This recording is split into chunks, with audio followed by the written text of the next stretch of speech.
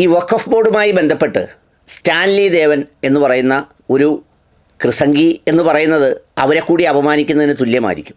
നിയമവിദഗ്ധനെന്ന് സ്വയം അഭിമാനിക്കുന്ന ഒരാൾ ഈ എയർഫോഴ്സിലും അതുപോലെ തന്നെ സെക്രട്ടേറിയറ്റിലുമൊക്കെ ദീർഘകാലം ജോലി ചെയ്ത ഒരാൾ ഞെട്ടിത്തരിച്ച് കോരിത്തരിച്ച് ചില വാർത്തകൾ കേട്ട് ജനങ്ങളെ ഉണർത്തുന്നു എന്ന് പറഞ്ഞ് തികച്ചും തെറ്റായി, അബദ്ധമായി, കളവായി ഈ നിയമത്തിൻ്റെ ABCD അറിയാത്ത ഒരാളിനെ പോലെ, നല്ല ബോധത്തോടെയാണോ അത് പറഞ്ഞതെന്ന് എനിക്കറിയില്ല. ഏതായാലും അദ്ദേഹം നടത്തിയ ഒരു പ്രഭാഷണ ശകലമുണ്ട്. അതിന് ഞാനൊരു വേദിയിൽ മറുപടി പറഞ്ഞെങ്കിലും അദ്ദേഹം പറഞ്ഞത് തന്നെ വെച്ച് മറുപടി പറയേണ്ടത് വളരെ അത്യാവശ്യമാണ്. കാരണം ഒരുപാട് ആളുകളുടെ മനസ്സിൽ ഇയാൾ എയർഫോഴ്സും അതുപോലെ സെക്രട്ടേറിയറ്റും നിയമവിദഗ്ധനുമൊക്കെ ചമഞ്ഞ് പറഞ്ഞ സംഗതി ആളുകളുടെ മനസ്സിൽ ചിലപ്പോൾ തെറ്റിദ്ധാരണയുണ്ടാക്കും.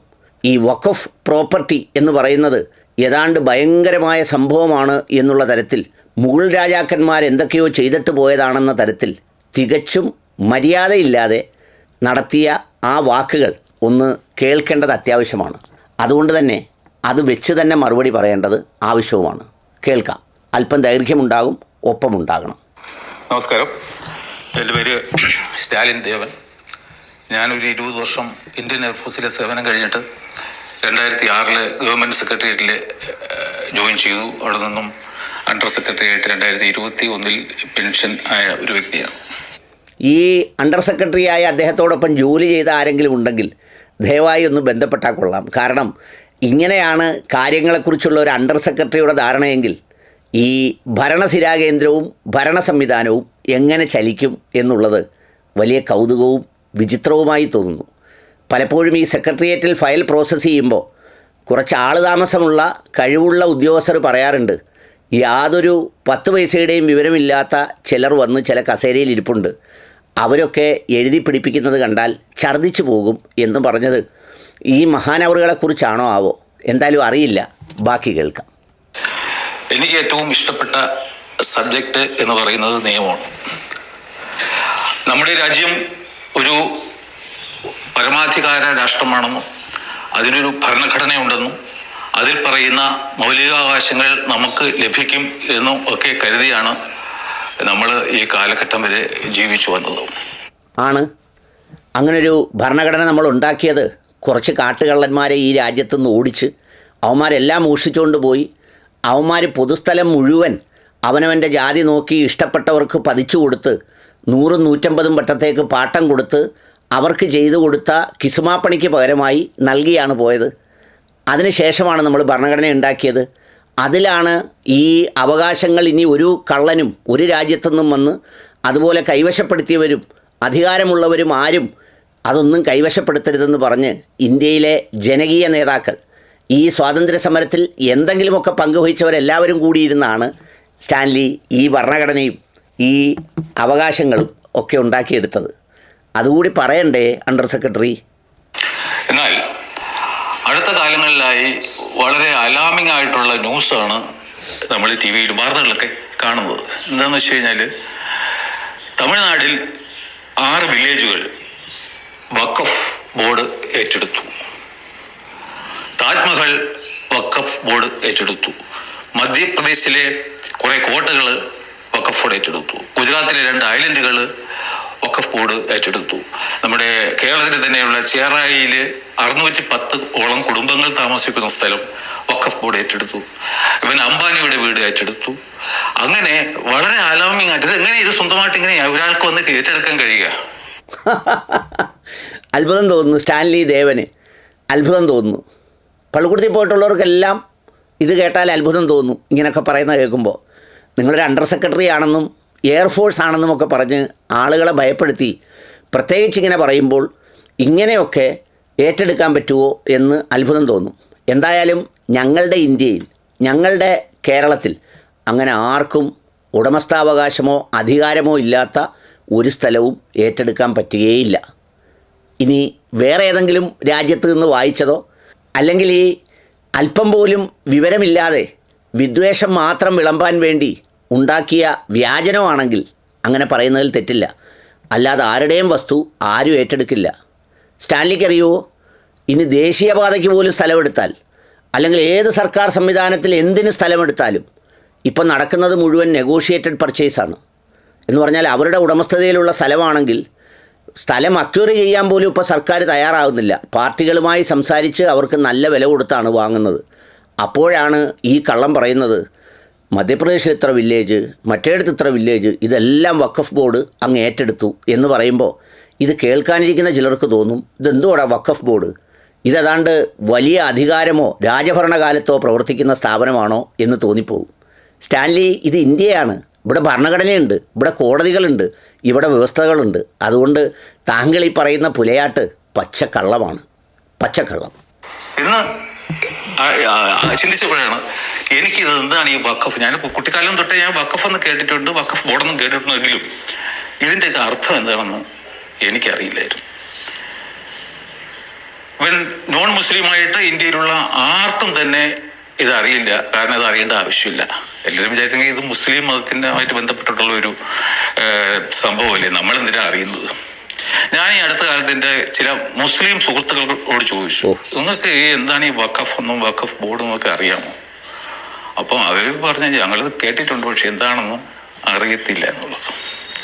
അപ്പോൾ അങ്ങനെയാണ് എന്തുകൊണ്ടാണ് യൂണിലാറ്ററലായിട്ട് സ്വന്തം ഇഷ്ടപ്രകാരം വഖഫ് ബോർഡ് അറ്റ് വിൽ ആരുടെയും സ്വത്തുവകൾ ഇൻക്ലൂഡിങ് ഗവൺമെന്റിന്റെ വസ്തുവകൾ എങ്ങനെ ഏറ്റെടുക്കുന്നു, എങ്ങനെ ക്ലെയിം ഉന്നയിക്കുന്നു എന്ന് അറിയണമല്ലോ എന്ന് കരുതിയിട്ടാണ് ഞാൻ ഈ വഖഫ് എന്താണെന്നും വഖഫ് ആക്ട് എന്താണെന്നും എന്തൊക്കെയാണ് ഇവിടെ സംഭവിക്കുന്നതും എന്നും അത് എങ്ങനെയൊക്കെയാണ് ഭരണഘടന ഒരു പൗരന് വാഗ്ദാനം ചെയ്യുന്ന മൗലികാവകാശങ്ങൾ ലംഘിക്കുന്നതെന്നും മനസ്സിലാക്കുകയുണ്ടായി.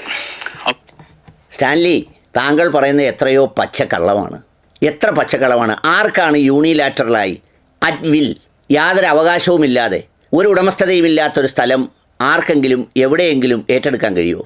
അപ്പോഴേ അത് സിവിൽ പെറ്റീഷൻ വരില്ലേ, അത് സിവിൽ സ്യൂട്ട് ആവൂലേ, അതിനെതിരെ എപ്പോഴോ ശബ്ദമുയരില്ലേ?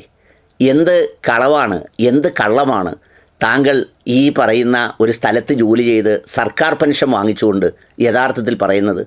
നിയമവ്യവസ്ഥ നന്നായി നിലവിലുള്ള ഒരു രാജ്യമാണെങ്കിൽ സത്യത്തിൽ ഇയാൾ ഈ പറഞ്ഞ് 48 മണിക്കൂറിനകം ഇയാളെ പൊക്കി ജയിലിലിടൂലേ? ഇയാൾ പച്ചക്കള്ളമല്ലേ പറയുന്നത്? യൂണിലാറ്ററലായി ആർക്ക് എവിടെയാണ് ഏറ്റെടുക്കാൻ കഴിയുന്നത്? ബാക്കി കേട്ടോളൂ. ഞാൻ മനസ്സിലാക്കിയ കാര്യങ്ങൾ ഈ സമൂഹത്തിൽ ആർക്കും എപ്പോഴും പ്രതീക്ഷിക്കാവുന്ന ഒരു അറ്റാക്കാണ് വഖഫ് ബോർഡിന്റെ ഭാഗത്തുനിന്ന്. ഏത് സമയവും നിങ്ങൾക്ക് പ്രതീക്ഷിക്കാം. ആരും സേഫ് അല്ല.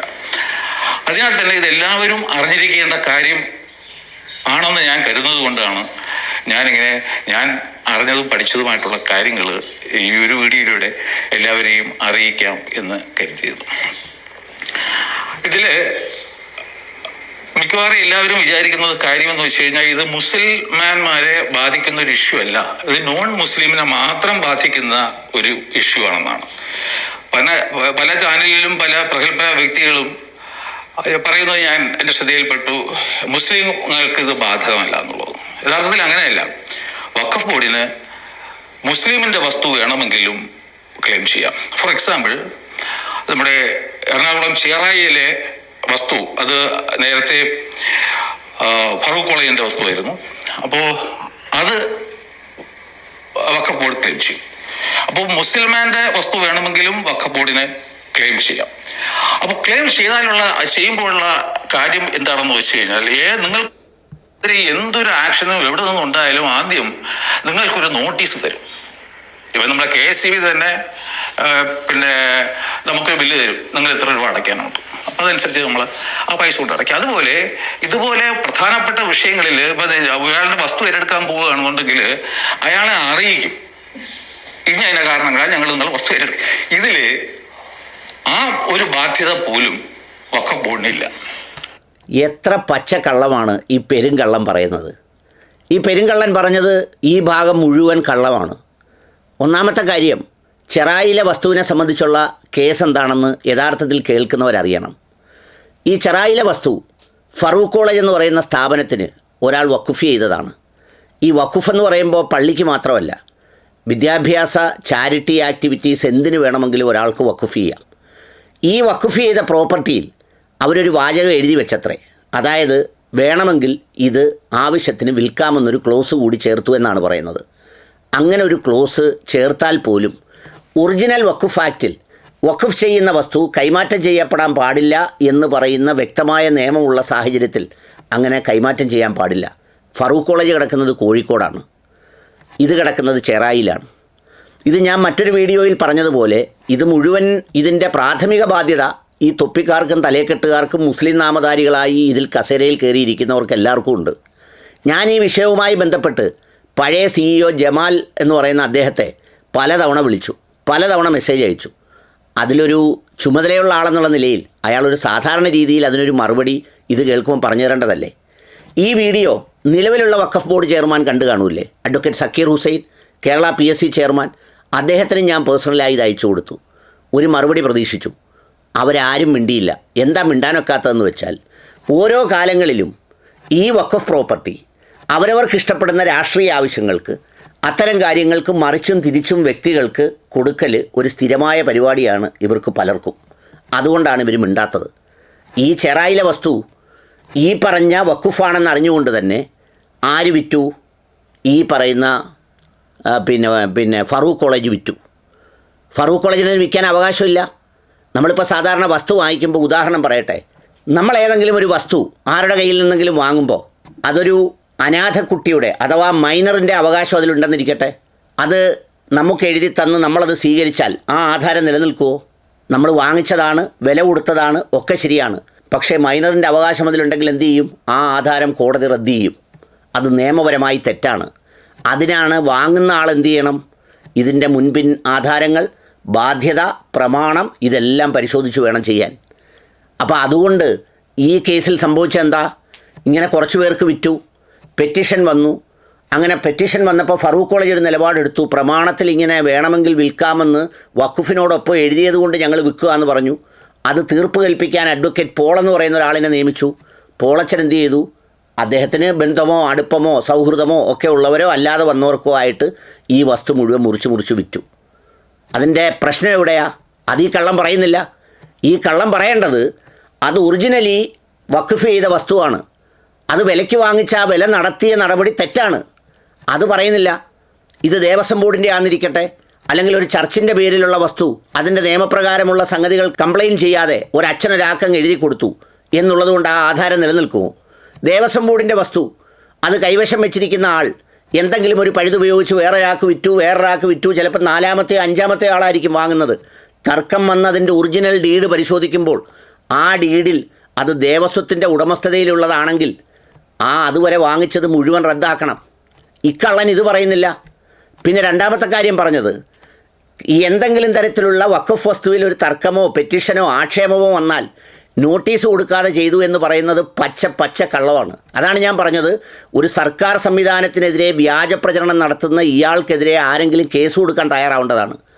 കേരളത്തിലെ വഖഫ് ബോർഡിൽ വേണ്ട, നിസ്സാരമായിട്ട് പോട്ടെ, ഒരു സർക്കാർ സർവീസിൽ ഒരാൾക്കെതിരെ ഒരു ചെറിയ അച്ചടക്ക നടപടി എടുക്കണമെങ്കിൽ ആദ്യം അയാളുടെ കാരണം കാണിക്കൽ നോട്ടീസ് കൊടുത്ത് അയാളുടെ ഭാഗം വിശദീകരിച്ചതിന് ശേഷം മാത്രമേ ബാക്കി നടപടികളിലേക്ക്, ടെർമിനേഷനിലേക്കോ ബാക്കി നടപടികളിലേക്കോ പോകാൻ പാടുള്ളൂ. എയർഫോഴ്സിലൊക്കെ ജോലി ചെയ്താൽ ഇങ്ങനെ പറയാൻ പാടുണ്ടോ? സത്യത്തിൽ എയർഫോഴ്സിൽ പുള്ളിക്ക് എന്തായിരുന്നിരുന്നു ജോലി എന്നാണ് ഞാൻ വിചാരിക്കുന്നത്. ഇത് കേട്ടപ്പോൾ വല്ല പാചകക്കാരനുമായിരിക്കും. അതും എയർഫോഴ്സ് അല്ലേ?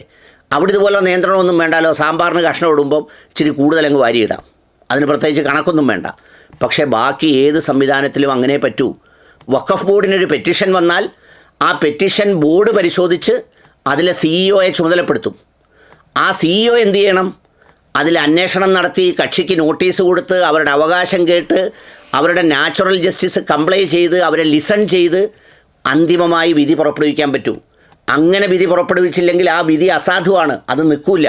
അത് ഏത് പാലുകൂടി മാറാത്ത കുഞ്ഞിനും അറിയില്ലേ. ഈ കള്ളൻ എന്താ പറയുന്നത്? അങ്ങനെ ഒരു നോട്ടീസും ഇല്ലാതെ ഒരാളിൻ്റെ വസ്തു അങ്ങ് പിടിച്ചെടുക്കാമെന്ന് പറഞ്ഞാൽ സംസ്ഥാന സർക്കാരിന് കഴിയില്ലല്ലോ. ഇനി കോടതി കൊണ്ടുവരാൻ, സുപ്രീം കോടതി കൊണ്ടുവരാൻ ഒരു സ്ഥലമെടുക്കണമെങ്കിലും ആ സ്ഥലമെടുപ്പിൻ്റെ പ്രൊസീജിയർ പാലിച്ചല്ലാതെ നടക്കുമോ? അപ്പോൾ ഈ കള്ളം പറഞ്ഞത് മൊത്തം പച്ചക്കള്ളമാണ് എന്നതാണ് കേരള സമൂഹവും ഇത് കേൾക്കുന്നവരും മനസ്സിലാക്കേണ്ടത്. അടുത്തത്, ബോർഡ് മനസ്സുകൊണ്ട് ചിന്തിച്ചാൽ മതി, അത് വഖഫ് പ്രോപ്പർട്ടിയാണ്. നിങ്ങളെ അറിയിക്കേണ്ട കാര്യമില്ല. അവരെ അറിയിക്കുന്നത് സബ് രജിസ്ട്രാർ ഓഫീസിലും നമ്മുടെ വില്ലേജ് ഓഫീസിലും തഹസീൽദാരൊക്കെ ആയിരിക്കും. ഇതിങ്ങനെയാണ്, ഇന്ന പർട്ടിക്കുലർ വസ്തു ഞങ്ങളിത് വഖഫായിട്ട് പ്രഖ്യാപിച്ച് ഞങ്ങളെ രജിസ്റ്ററിൽ എൻ്റർ ചെയ്തിട്ടുണ്ട്. അപ്പോൾ ഇതിൻ്റെ മ്യൂട്ടേഷൻ കാര്യങ്ങളൊന്നും ഇനി വേറെ നടത്തരുത്, ഞങ്ങളുടെ അവർ വരുമ്പോൾ പറയണമെന്ന് പറയും. അപ്പോൾ നിങ്ങൾ കരമടയ്ക്കാൻ പോകുമ്പോഴായിരിക്കും വില്ലേജ് ഓഫീസർ ഈ നിങ്ങളോട് പറയുക ഈ വസ്തു നിങ്ങളല്ല. നിങ്ങൾ ചിലപ്പോൾ മിക്കവാറും ബോധം കെട്ട് വീഴും. ഇത് എന്തൊരു കള്ളനാന്ന് നോക്കിയേ. ഇത് സാധാരണ ജനങ്ങളെ മുഴുവൻ ഭീതിയിലാഴ്ത്തുകയല്ലേ. അങ്ങനെ ഒരു കാര്യം കേരളത്തിൽ എവിടെയെങ്കിലും നോട്ടീസ് കൊടുക്കാതെ, അവരെ കേൾക്കാതെ, രേഖകൾ പരിശോധിക്കാതെ നടന്നെന്ന് ഈ കള്ളം പറയുന്ന പച്ചക്കള്ളനായ ഇയാൾക്ക് തെളിയിക്കാവോ? ചെറായിലെ വസ്തുവിൽ പോലും നമ്മളൊരു വിധി പാസാക്കി ഈ പറയുന്ന CEO അത് പരിശോധിച്ച് തങ്ങളുടേതാണെന്ന് ഉറപ്പുണ്ടെങ്കിൽ അത് ജില്ലാ കളക്ടറെ അറിയിച്ച് ജില്ലാ കളക്ടറാണ് റവന്യൂ പ്രൊസീജിയർ പ്രകാരം അത് തിരിച്ചു പിടിക്കേണ്ടത്. ആ പ്രൊസീജിയർ പ്രകാരം തിരിച്ചു പിടിക്കുന്ന സംഗതിക്ക് ചെല്ലുമ്പോൾ ഈ വിധി പാസ്സാക്കിയാൽ 60 ദിവസമാണെന്ന് തോന്നുന്നു സമയം കൊടുക്കണം പാർട്ടിക്ക്. എന്തിന്? വഖഫ് ട്രിബ്യൂണലിലോ അല്ലെങ്കിൽ എവിടെയെങ്കിലും അവർക്ക് അപ്പീൽ കൊടുക്കാൻ. എന്ന് പറഞ്ഞാൽ നാച്ചുറൽ ജസ്റ്റിസ് കംപ്ലൈ ചെയ്യാനാണ്. കേട്ട് വിലയിരുത്തിയാണ് ഇത് ചെയ്തത്. എന്നിട്ടും അതിനപ്പുറത്ത് വീണ്ടും അവസരം കൊടുത്ത് വീണ്ടും അതിൻ്റെ പ്രക്രിയയിലേക്ക് പോവുകയാണ്. ഇനി ട്രൈബ്യൂണൽ വിധിച്ചാലും സിവിൽ കോടതിയിൽ പോകാം, അതിന് മുകളിലോട്ട് ഹൈക്കോടതി വരെ പോകാം. ഈ ചെറായിലെ കാര്യം പറയുന്നത് പോലും വർഷങ്ങൾ എത്ര കഴിഞ്ഞെങ്കിലും ഇന്നും ഞാൻ മനസ്സിലാക്കുന്നത് ഈ വഖഫ് ട്രിബ്യൂണലിൽ അന്തിമ വിധിയൊന്നും വന്നിട്ടില്ല. ഇപ്പോഴും അത് തുടർന്നു പോവുകയാണ്. അപ്പോഴാണ് ഈ കള്ളം പറയുന്നത് വില്ലേജ് ഓഫീസിൽ നമ്മൾ ചെല്ലുമ്പോൾ നമ്മുടെ വസ്തു വഖഫ് ഏറ്റെടുത്തിരിക്കുന്നതായി അറിയിക്കുമെന്ന് പറയുന്നത്. ഇയാളെ യഥാർത്ഥത്തിൽ ഈ വഞ്ചന പറയുന്ന ഈ ചതിയൻ, പിന്നെ ഇവനൊക്കെ ആ ഗണത്തിൽ പെടുന്നതാണ്. അതിൽ തർക്കമൊന്നുമില്ല. ചരിത്രവും സംസ്കാരവും ഒക്കെ അങ്ങനെയുള്ളവന് ഇങ്ങനെ എന്ത് പുലഭ്യവും പറയാം. പക്ഷേ അത്തരമൊരു പ്രൊസീജിയർ അല്ല എന്നുള്ളത് വ്യക്തമായി മനസ്സിലാക്കിയിരിക്കേണ്ടതാണ്. ബാക്കി ഉണ്ടാവും. അപ്പോൾ അവർക്ക് യൂണിലാറ്ററായിട്ട് തീരുമാനിക്കാനും പറ്റും, അതിലൊരു ഡിസിഷൻ അവർക്ക് തന്നെ എടുക്കാനും പറ്റും. അപ്പോൾ സ്വാഭാവികമായിട്ട് നമ്മളെയൊക്കെ ചിന്തിക്കും, നമുക്ക് ഭരണഘടനയിലേക്കില്ലേ, നമുക്ക് ഓടി അങ്ങ് കോടതിയിൽ കളയാം. ഇല്ല, നിങ്ങൾക്ക് ഒരു കോടതിയിലും പോകാൻ ആവശ്യമില്ല. നിങ്ങൾക്ക് പോകാൻ കഴിയുന്നത് വഖഫ് ട്രിബ്യൂണലിലാണ്. അതിലൊരു മുസ്ലിം മതപണ്ഡിതൻ വരെ ഉൾപ്പെടുന്ന ഒരു വഖഫ് ട്രിബ്യൂണലിലാണ് നിങ്ങൾ പോയി ഒച്ചാനിച്ച് നിൽക്കേണ്ടത്. അവിടെ ആ തർക്ക വിഷയത്തിൽ ഒരു തീരുമാനം എടുക്കുന്ന അവസരത്തിൽ വഖഫ് ബോർഡിന് അവരുടെ ഭാഗം ന്യായീകരിക്കാനായിട്ട് യാതൊരുവിധ രേഖകളും ഹാജരാക്കാനുള്ള ബാധ്യത ഇല്ല. നിങ്ങളുടെ ബാധ്യതയാണ് അതൊരു വഖഫ് പ്രോപ്പർട്ടി അല്ല എന്ന് തെളിയിക്കേണ്ടത്. അവർ പറയും, പണ്ടിത് മുഹമ്മദ് ഗോറി ഇന്ത്യ ആക്രമിച്ച ആ സമയത്ത് അദ്ദേഹം പ്രഖ്യാപിച്ചതാണ് അത് വഖഫായിട്ട്.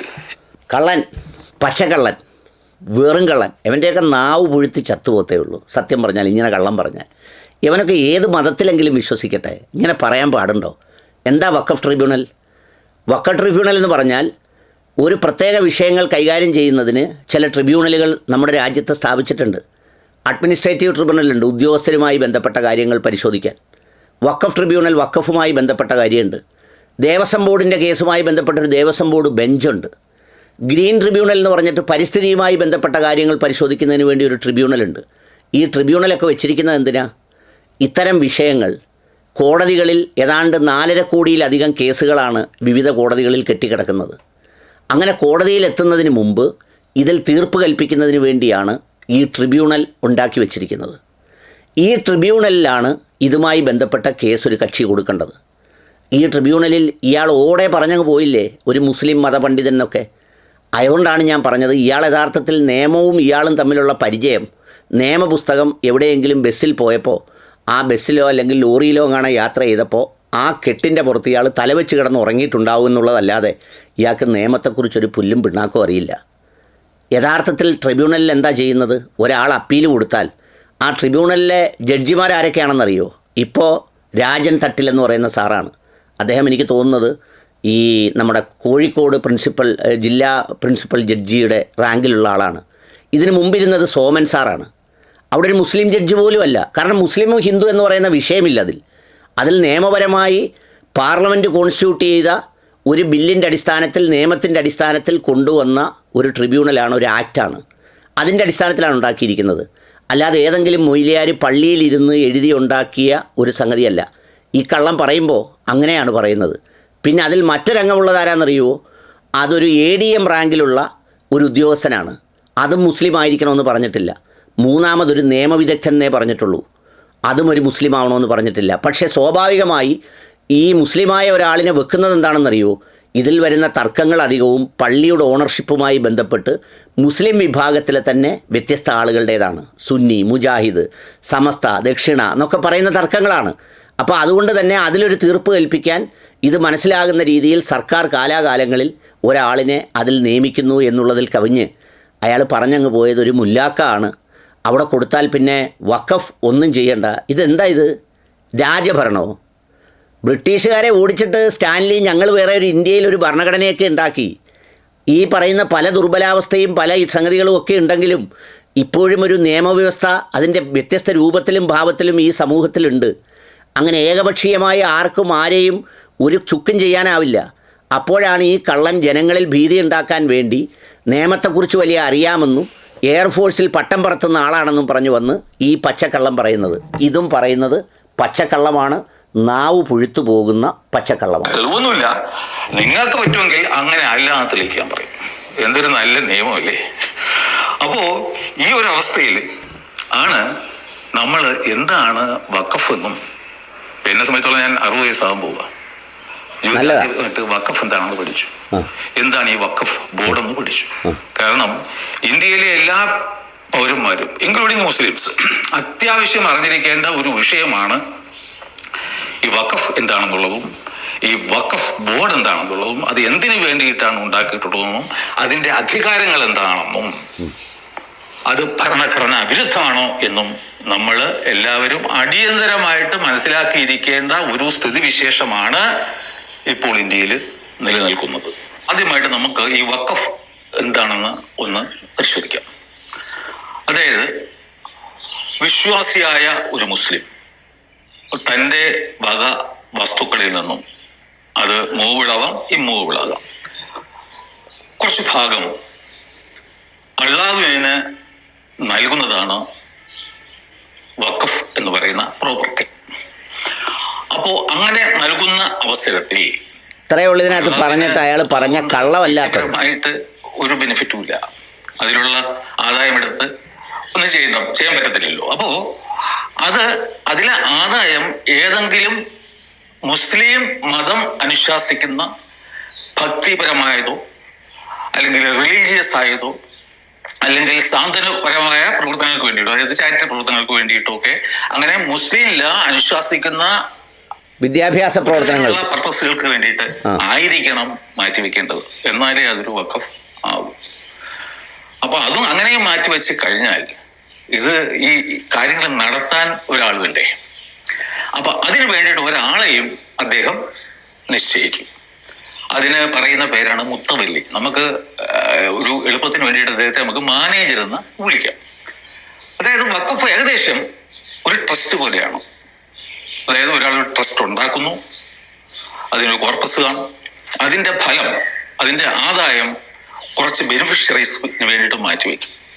അപ്പോൾ അതുപോലെ വഖഫിലും 3 എലമെന്റ്സ് ഉണ്ട്. ഒന്ന് സെറ്റിലർ, ഉണ്ടാക്കുന്നവർ; രണ്ടാമത് അത് മാനേജ് ചെയ്യുന്ന മാനേജർ; മൂന്നാമത് അതിൻ്റെ ബെനിഫിഷ്യറി.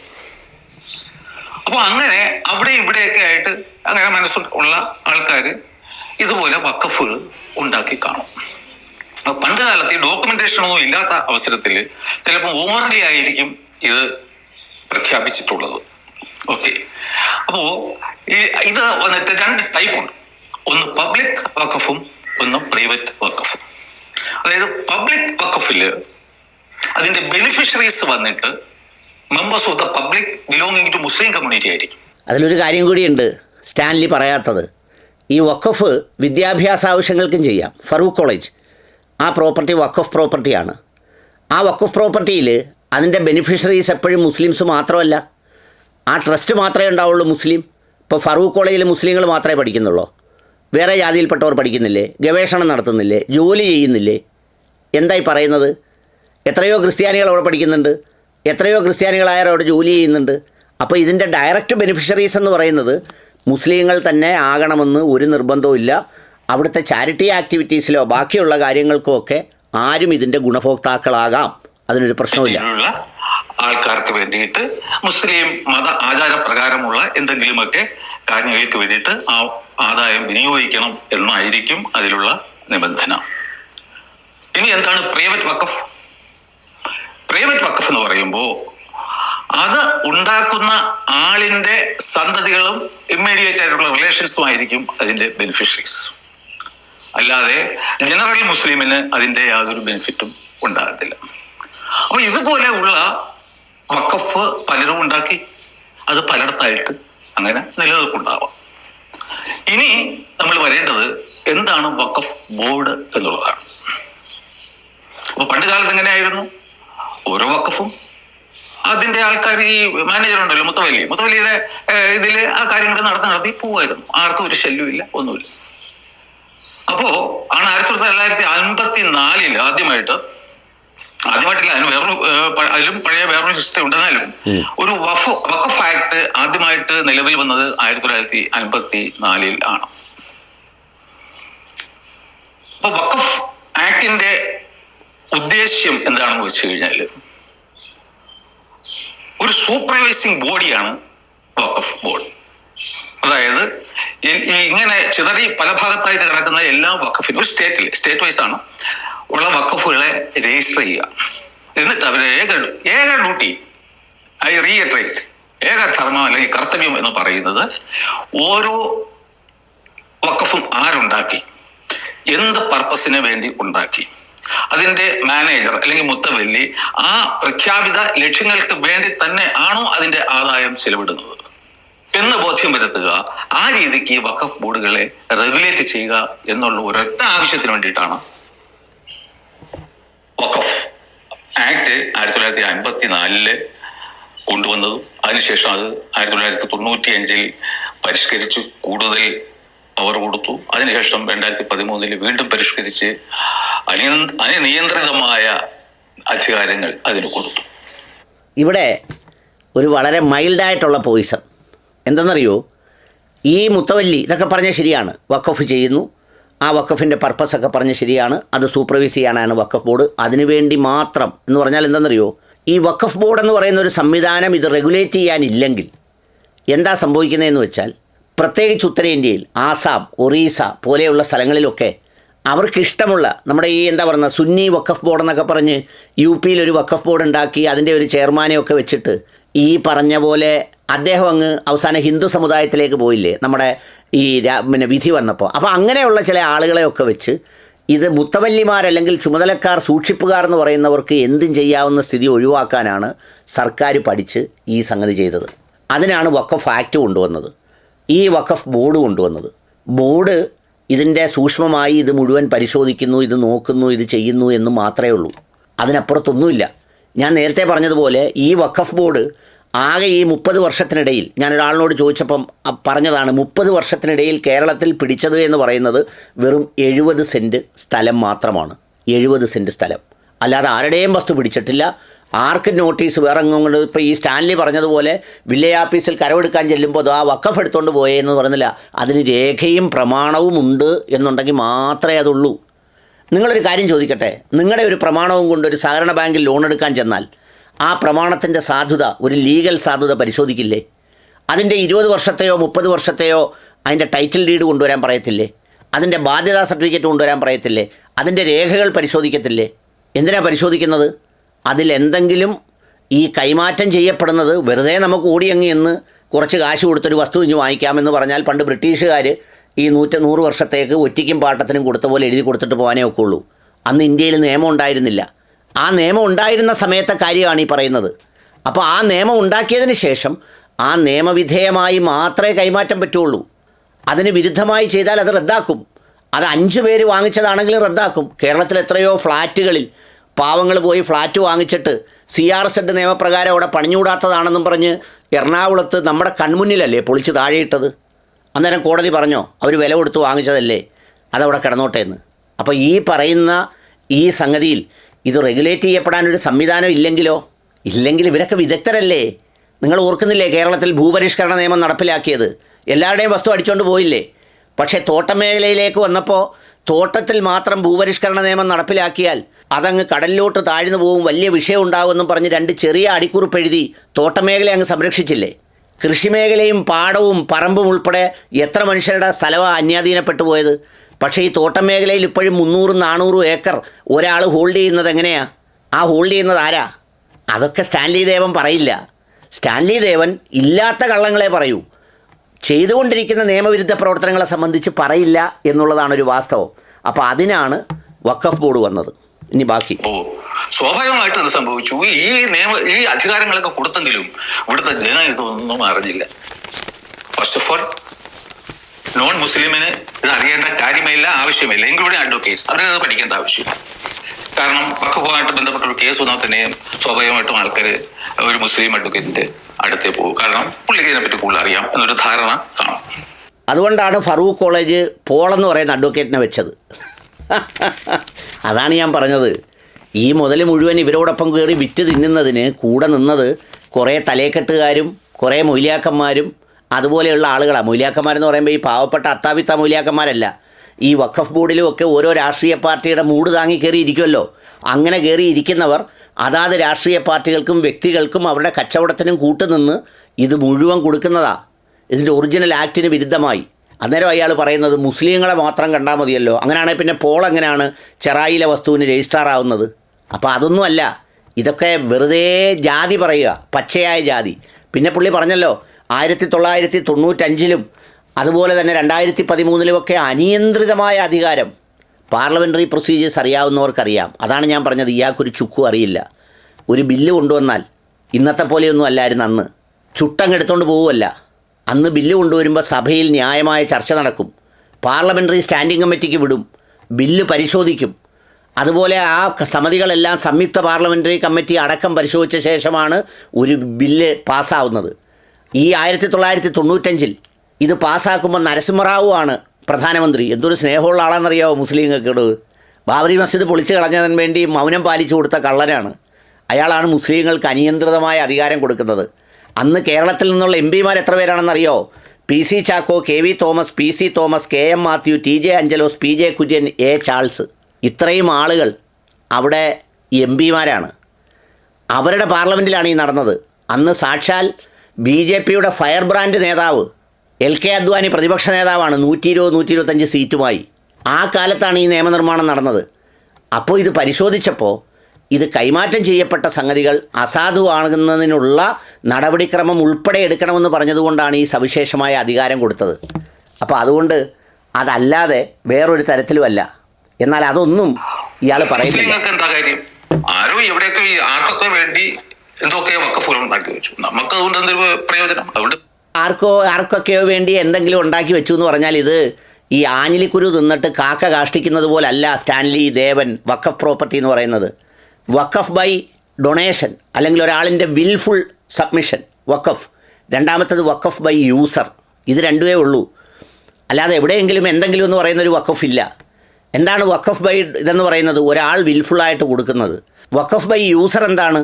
നമ്മുടെ നാട്ടിലുള്ള അമ്പലങ്ങളെയും ക്രൈസ്തവ പള്ളികളെയും മസ്ജിദുകളെയും ഒക്കെ എടുത്താൽ കേരളത്തിൽ ഈ പറയുന്ന സംഗതികളൊക്കെ നിയമവും ചട്ടവും ഒക്കെ വരുന്നതിന് മുമ്പേ കൈവശത്തിലും അനുഭവത്തിലുമുള്ള ഒരുപാട് സ്ഥലങ്ങളുണ്ട്.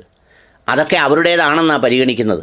അത് പരിഗണിച്ചാണ് അവർക്ക് ടൈറ്റിൽ ഡീഡും അതുപോലെ പാട്ടവും ഒക്കെ കൊടുത്ത് മാറി മാറി വരുന്ന സർക്കാരുകൾ അവർക്ക് ടൈറ്റിൽ ഡീഡ് കൊടുത്തത്. അപ്പോൾ അതുകൊണ്ട് വഖഫ് പ്രോപ്പർട്ടി എന്ന് പറയുന്നത് എവിടെയെങ്കിലും ഏതെങ്കിലും വഴി കിടക്കുന്ന സാധനമല്ല. അതിന് കൃത്യമായ രേഖകൾ വേണം, അല്ലെങ്കിൽ അതിന് കൈവശാവകാശം വേണം, ഇത്തരം കാര്യങ്ങൾ വേണം. താങ്കൾ പറഞ്ഞ ചെറായിയിലെ സംഭവവും അതുപോലെ മുകേഷ് അംബാനിയുടെ സ്ഥലവുമൊക്കെ കൃത്യമായി രേഖയുള്ളതാണ്. മുകേഷ് അംബാനിയുടെ സ്ഥലത്തിൻ്റെ പ്രത്യേകത എന്താണെന്നറിയോ? കുരുമ്പോയി ഇബ്രാഹിം ഹോജ യത്തീംഖാന എന്ന് പറയുന്ന യത്തീംഖാന വഖഫ് കൊടുത്ത സ്ഥലമാണത്. അവർക്ക് വഖഫ് കൊടുത്ത പ്രോപ്പർട്ടി അവർ അൻഡാലിയ എന്ന് പറയുന്നത് മുകേഷ് അംബാനിയുടെ ഹൗസ് കൺസ്ട്രക്ഷൻ കമ്പനിക്ക് വിറ്റു. ആ വിറ്റത് ഏതാണ്ട് 20.5 ബില്യൺ. യഥാർത്ഥത്തിൽ അവിടെ 1.5 ബില്യൺ ഉണ്ട് അതിൻ്റെ മൂല്യം. അത് മറിച്ച് വിറ്റു. അത് ശ്രദ്ധയിൽപ്പെട്ടപ്പോൾ ഈ പറയുന്ന മഹാരാഷ്ട്ര സർക്കാരിൻ്റെ ഭാഗമായുള്ള മൈനോറിറ്റി വഖഫ് ബോർഡ് അതിൻ്റെ ചെയർമാൻ സന്ദേശ് മിത്ര എന്നോ മറ്റോ ആണ് പേര്. He's not a Muslim. പുള്ളിയാണ് പെറ്റീഷൻ കൊടുക്കുന്നത്, ഇത് ഞങ്ങളുടെ പ്രോപ്പർട്ടിയാണെന്ന് പറഞ്ഞ്. അങ്ങനെ മുംബൈയിലടക്കം പല സ്ഥലങ്ങളിലും ഈ വഖഫ് പ്രോപ്പർട്ടിക്കകത്താണ് ഈ പറയുന്ന പല കെട്ടിടങ്ങളും നിൽക്കുന്നത്. രേഖയുള്ള വഖഫ് പ്രോപ്പർട്ടി. അത് പരിശോധിക്കാനാണ് ഈ നിയമം കൊടുത്തത്. അല്ലാതെ ഇയാൾ പറയുന്ന പോലെയല്ല. ഞാൻ പറയേണ്ട കാര്യങ്ങളും ഒന്നുമില്ല. അതുകൊണ്ട് ബഹുഭൂരിപക്ഷം വരുന്ന മുസ്ലിങ്ങൾക്കും ഈ വഖഫ് ബോർഡിന്റെ നിയമം വഖഫ് ആക്ടിനെ കുറിച്ചിട്ടും യാതൊരു ഗ്രാഹ്യവും ഇല്ല. കാരണം പുള്ളിക്ക് വലിയ ഗ്രാഹ്യമുള്ള ആളാ.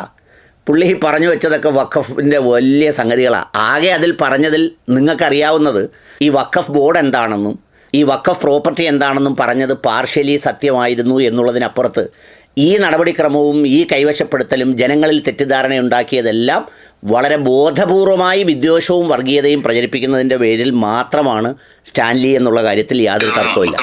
ഇതൊക്കെ അറിഞ്ഞിട്ട് എന്നുള്ളതാണ്. ഞാൻ ഇതൊക്കെ പഠിച്ചപ്പോൾ എനിക്ക് മനസ്സിലായ ഒരു കാര്യം, ഈ വഖഫ് ആക്ട് 1995 ഡ്രാഫ്റ്റ് ചെയ്തത് തന്നെ വിത്ത് എ ഡ്യൂബിയസ് ഇന്റൻഷൻ ആയിരുന്നു എന്ന് മനസ്സിലാക്കാം. കാരണം വഖഫ് ആക്ടിന്റെ ഹെഡിങ് എന്താണ്? ഈ ഡൂബിയസ് ഇൻറ്റൻഷൻ എന്നൊക്കെ പറയുമ്പം നമ്മളിലെ കിങ് സിനിമയിൽ മമ്മൂട്ടി പറയുന്ന ഡയലോഗ് പോലെ രണ്ട് സാധനം അങ്ങ് പറഞ്ഞാൽ ഈ വലിയ അറിവുള്ള ആളാണ്, മഹാനാണെന്ന് തോന്നുന്നു എന്ന് വിചാരിക്കുന്ന പോലെ ആളുകൾ വിചാരിക്കുമെന്ന് വിചാരിച്ചാൽ 95 മന്ത്രിസഭയുടെ കാര്യമാണ് ഞാൻ പറഞ്ഞത്. നരസിംഹറാവുവ അന്നത്തെ മന്ത്രി, പ്രധാനമന്ത്രി. ഈ ഇരുന്ന ആളുകളെല്ലാം ഇതിലിരിപ്പുണ്ട്. അന്ന് വളരെ ശക്തമായ പ്രതിപക്ഷമുണ്ട്. BJP എങ്ങനെങ്കിലും വർഗീയ ധ്രുവീകരണം നടത്തിയില്ല, രഥയാത്രയൊക്കെ കഴിഞ്ഞു വന്ന ആ ഒരു കാലഘട്ടമാണ്. അപ്പോൾ ഇയാൾ പറയുകയാണ് അത് ഡുബിയസ് ആയിട്ടുണ്ടാക്കിയതാണ്. വഖഫുകളുടെ സുഗമമായ പ്രവർത്തനത്തിനും അതുമായി ബന്ധപ്പെട്ട മറ്റ് കാര്യങ്ങൾക്കും വേണ്ടി ആണ് ഈ ആക്ട് ഉണ്ടാക്കുന്നത് എന്ന് തോന്നുന്നു. അപ്പോൾ അത് വായിക്കുന്ന ഒരാളെന്ത് ചെയ്യും? ഒരു ഹിന്ദുവാണ് വായിക്കണമെങ്കിൽ ഇത്രയുള്ള കാര്യം വഖഫിന്റെ പ്രവർത്തനം നിരീക്ഷിക്കാനാണ്. ഒക്കെ ആയിക്കോട്ടെ, ഞാൻ എന്തിനാ അതിന്റെ പിറകെ പോകുന്നത്, മാറ്റും. അതുകൊണ്ട് ആണ് ഇത്രയും ഭരണഘടനാ വിരുദ്ധമായ 95 കഴിഞ്ഞ് 30 വർഷമായി ഇത്രയും ഭരണഘടനാ വിരുദ്ധമായ ഒരു സംഗതി ഈ രാജ്യത്ത് നിലനിന്നിട്ട് ആരും ചോദ്യം ചെയ്തില്ല. ഇപ്പോൾ സ്റ്റാൻലി ഈ പറയുന്ന എയർഫോഴ്സിലെ പാചകമൊക്കെ കഴിഞ്ഞ് വന്ന് പിന്നെ ഇവിടെ വന്ന് അണ്ടർ സെക്രട്ടറിയായി അദ്ദേഹം വിരമിച്ച ശേഷമാണ് ഇപ്പോഴീ ഭരണഘടനാ വിരുദ്ധത അദ്ദേഹത്തിന് പൊന്തി വന്നത്. ഒരു നിയമം കഴിഞ്ഞ 29 വർഷമായിട്ട് സുപ്രീം കോടതിയിൽ ആർട്ടിക്കിൾ 32 പ്രകാരം ആരും തന്നെ ചലഞ്ച് ചെയ്തില്ല എന്നതിൽ നിന്നും തന്നെ ആരും ചലഞ്ച് ചെയ്യാതിരുന്നതിൻ്റെ കാര്യം തന്നെപ്പോലൊരു നിയമം അറിയാത്തവനോ വിവരദോഷിയോ അല്ല ഇന്ത്യയിലെ അഭിഭാഷകരും അടക്കമുള്ളവർ എന്നുള്ളതിൻ്റെ തെളിവാണ് അതിൻ്റെ പ്രത്യേകത. എന്തെങ്കിലും ഒരു നിസ്സാര കാര്യമുണ്ടെങ്കിൽ അതിനെല്ലാം രാഹുൽ ഗാന്ധി ഉടുപ്പിടുന്നത് അതിനാണ്. അതുകൊണ്ട് കറുത്ത പാനിടണമെന്ന് പറഞ്ഞ് പൊതുതാൽപര്യ ഹർജിയുമായി പോകുന്ന ഈ രാജ്യത്ത് ആരും പോയില്ലെന്ന് പറഞ്ഞാൽ അതിൻ്റെ അർത്ഥം അത്രമേൽ അത് ക്ലിയറാണ്. ഈ കള്ളൻ പറയുന്നത് പോലെ ഒന്നുമല്ല എന്നതാണ് സത്യം. ഭയാനകമായ സെക്ഷൻസിനെ കുറിച്ച് പഠിക്കാൻ ശ്രമിച്ചില്ല, അത് പൊതുജന മധ്യത്തിൽ കൊണ്ടുവരാൻ ശ്രമിച്ചില്ല എന്നുള്ള ഭീകര സത്യമാണ്. ഫോർ എക്സാമ്പിൾ, നമ്മുടെ CA ആക്ട് പാസ്സാക്കിയതിന്റെ വെരി നെക്സ്റ്റ് ഡേ തന്നെ മുസ്ലിം ലീഗ് അതിനെ ചോദ്യം ചെയ്തുകൊണ്ട് സുപ്രീം കോടതിയിൽ ഒരു ഹർജി ഫയൽ ചെയ്തു. കൂടാതെ 300ഓളം ഹർജികൾ ഇപ്പോഴും പെൻഡിങ്ങുമാണ്. വേറെ മുസ്ലിങ്ങൾ ഉൾപ്പെടെ ഉള്ള മറ്റ് എല്ലാ ജനവിഭാഗങ്ങളെയും അതിമാരകമായി ബാധിക്കാൻ സാധ്യതയുള്ള ഈ ഡ്രാക്കോണിയൻ നിയമം കഴിഞ്ഞ 29 വർഷമായിട്ട് ഇന്ത്യയിൽ നിലനിൽക്കുകയായിരുന്നു.